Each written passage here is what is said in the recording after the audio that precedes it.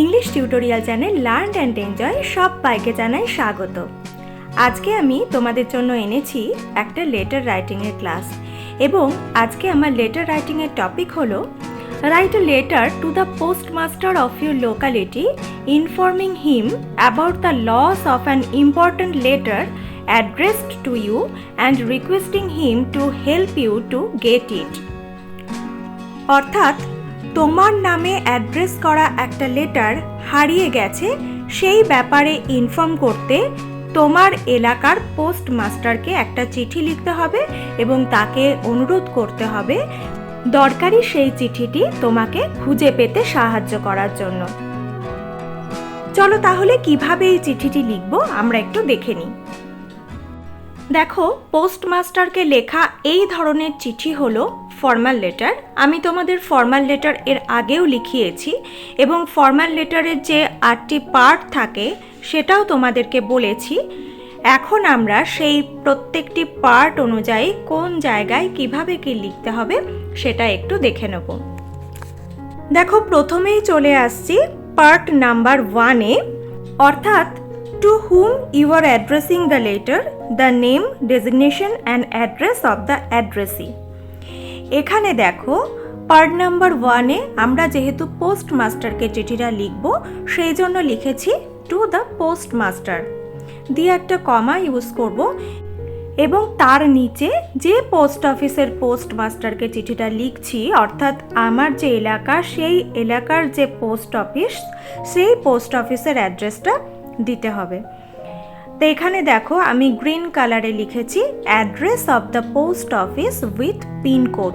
এখানে তোমরা তোমাদের এলাকার নাম দিয়ে তোমাদের এলাকায় যে পোস্ট অফিস আছে সেই পোস্ট অফিসের জায়গার নাম দিয়ে চিঠিটা লিখবে এবং এক্ষেত্রে কিন্তু অবশ্যই পিনকোডও তোমরা ইউজ করবে।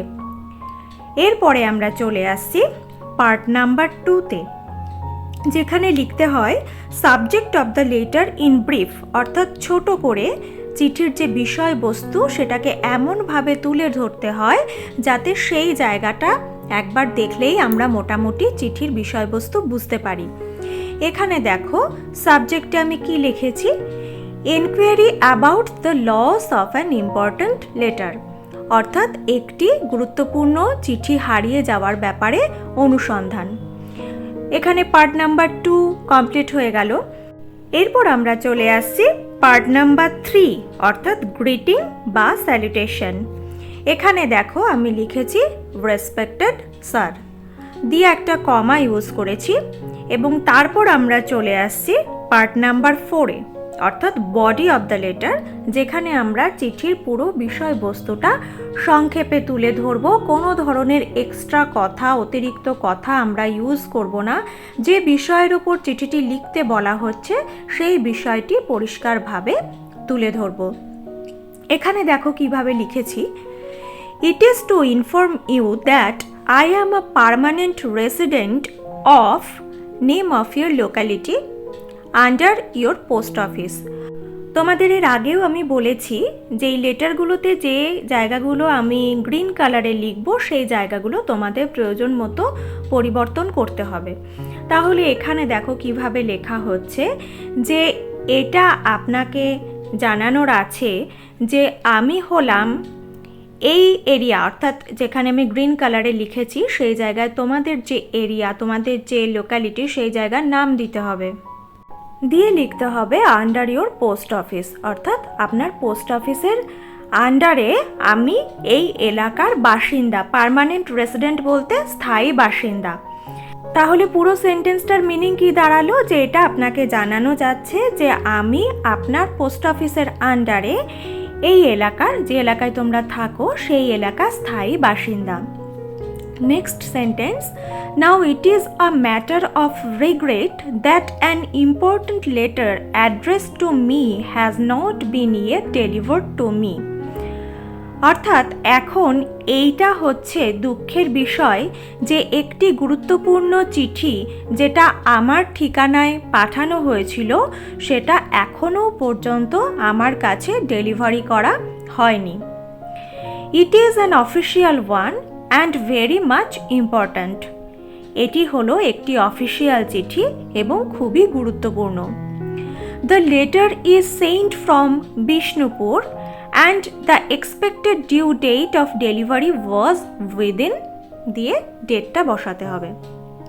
তাহলে এই চিঠিটি কোথা থেকে পাঠানো হয়েছে সেটা উল্লেখ করে দিলে পোস্টমাস্টারের কিন্তু চিঠিটি খুঁজে পেতে সুবিধা হবে। সেই জন্য যে জায়গা থেকে চিঠিটি আসার কথা ছিল সেই জায়গার নাম আমি দেখো গ্রিন কালারে লিখেছি। এখানে তোমরা তোমাদের পছন্দ মতো যে কোনো জায়গার নাম বসাতে পারো এবং সেই চিঠিটা কোন তারিখের মধ্যে আসার কথা ছিল সেই ডেটটাও দেখো আমি ব্র্যাকেটের মধ্যে এক্সপেক্টেড ডেট দিয়ে দিয়েছি, ওই জায়গায় বসিয়ে দিতে হবে। এই দুটো জিনিস যদি উল্লেখ করো, অর্থাৎ কোন জায়গা থেকে চিঠিটা আসছে এবং কত তারিখের মধ্যে চিঠিটি ডেলিভারি হওয়ার কথা ছিল, এই দুটো যদি তুমি উল্লেখ করে দাও তাহলে কিন্তু ব্যাপারটা এনকোয়ারি করতে সুবিধা হবে। সেই জন্য এই দুটো জিনিস আমি এখানে উল্লেখ করেছি। তোমরা তোমাদের পছন্দ মতো জায়গার নাম এবং তোমরা যে তারিখে চিঠিটা লিখছো সেইটার ওপর নির্ভর করে তার আগের এক্সপেক্টেড ডেট দেবে। নেক্সট সেন্টেন্স দেখো, if I don't receive the letter it will be a cause of a great loss to me.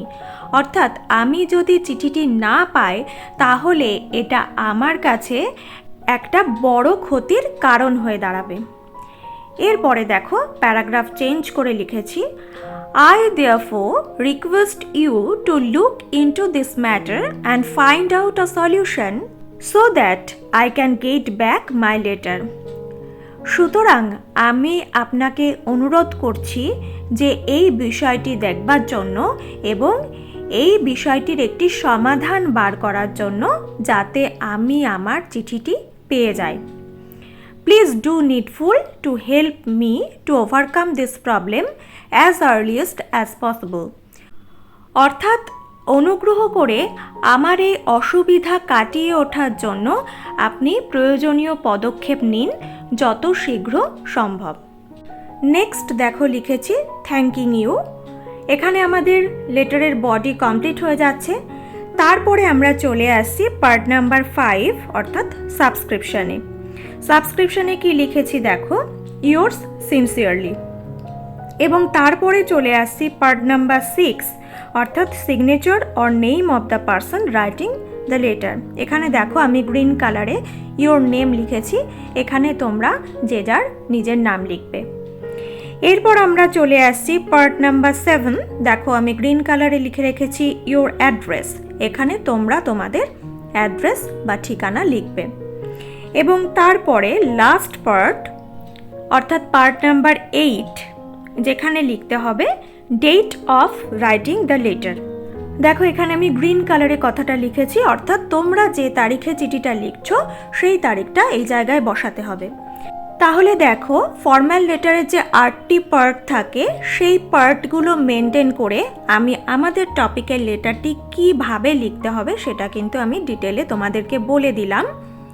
তোমরা যে কোনো ফর্মাল লেটার লেখার সময় এই 8টি পার্ট অবশ্যই ফলো করবে এবং চিঠির যে বিষয়বস্তু সেটা তোমরা নিজেদের মতো করে গুছিয়ে লিখবে, বা এইভাবেও তোমরা লিখতে পারো। সেক্ষেত্রে গ্রিন কালারে আমি যে জায়গাগুলো লিখেছি সেই জায়গাগুলো তোমাদের কিন্তু অবশ্যই নিজেদের প্রয়োজন মতো নিজেদের জায়গা অনুযায়ী যে তারিখে চিঠিটা লিখছো সেই তারিখ অনুযায়ী তোমাদের চেঞ্জ করে নিতে হবে।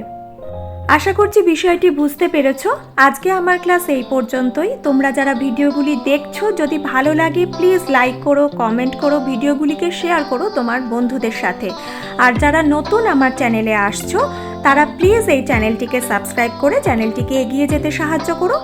আর যারা অলরেডি চ্যানেলটিকে সাবস্ক্রাইব করে চ্যানেলটির পাশে আছো তাদের জন্য রইল অসংখ্য ধন্যবাদ। সবাই ভালো থেকো, সুস্থ থেকো।